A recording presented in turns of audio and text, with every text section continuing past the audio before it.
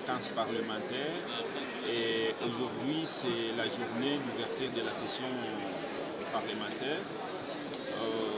Je suis ravi d'être là, mais en même temps désolé de vous dire que je n'ai pas eu l'occasion de me retrouver avec mes électeurs, avec la population de ma circonscription électorale pour des raisons de guerre que vous pouvez vous imaginer.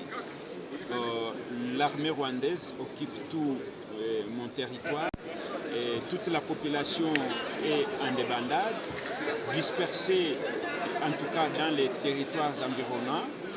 Et aujourd'hui, ce que je peux dire, c'est que cette population n'a même pas eu l'occasion de s'enrôler. L'enrôlement n'a pas encore commencé dans ce territoire et dans d'autres territoires de la province du Nord Kivu.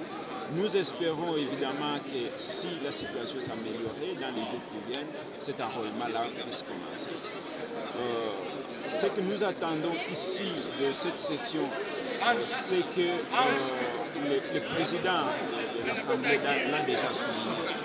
Nous souhaitons que notre contrat, notre relation avec les États d'Afrique de l'Ouest soit revisitée. Nous souhaitons que notre contrat et notre relation de mutualisation avec l'État ougandais soit revisitée. Nous souhaitons, et pour l'intérêt de la paix, qu'une possibilité de discuter sur certaines questions, notamment le retour des réfugiés, soit possible. Mais comme l'a dit le président de l'Assemblée, nous ne pouvons pas accepter toutes les personnes qu'on va nous présenter comme des citoyens congolais et les accepter dans notre pays. Nous avons des règles, nous avons des lois. Et toute cette population rwandaise qu'on nous présente aujourd'hui comme des citoyens congolais, nous voulons examiner tête froide cette question et savoir qui est congolais, qui ne l'est pas. Et pour ce qui se concerne les militaires, dès qu'on saura qui est congolais et qui ne l'est pas, alors on va examiner une deuxième question qui remplit les conditions pour pouvoir intégrer les programmes de DRC.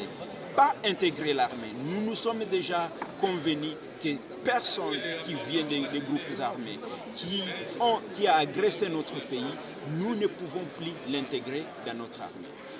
Il y a une loi qui a été votée récemment pour créer une unité de réservistes. Nos patriotes, nous allons nous battre pour que nos patriotes qui aujourd'hui sont en train de verser leur sang pour notre pays puissent être intégrés dans ces groupes et qu'ils puissent être placés dans des conditions qui les permettent que chaque fois que le pays est agressé, ils puissent être en ordre de bataille pour défendre le pays. Voilà ce que nous venons défendre aujourd'hui. Évidemment, la question de l'aide humanitaire pour les déplacés de guerre, c'est une question qui nous intéresse. Nous allons prendre le gouvernement par les coups. Nous ne pouvons pas accepter que des populations qui, depuis 2 mois maintenant, sont en errance, ne puissent pas être assistées d'abord par notre gouvernement. C'est vrai que les organisations humanitaires n'ont pas fait leur rôle, mais notre gouvernement a l'obligation de faire le premier pas. C'est une obligation d'apporter assistance aux déplacés de guerre et notre gouvernement devra le faire. Et nous, en tant que députés, particulièrement ceux du Nord Kivu, nous allons insister sur cette question. Merci beaucoup, honorable. Tout a été dit. Merci.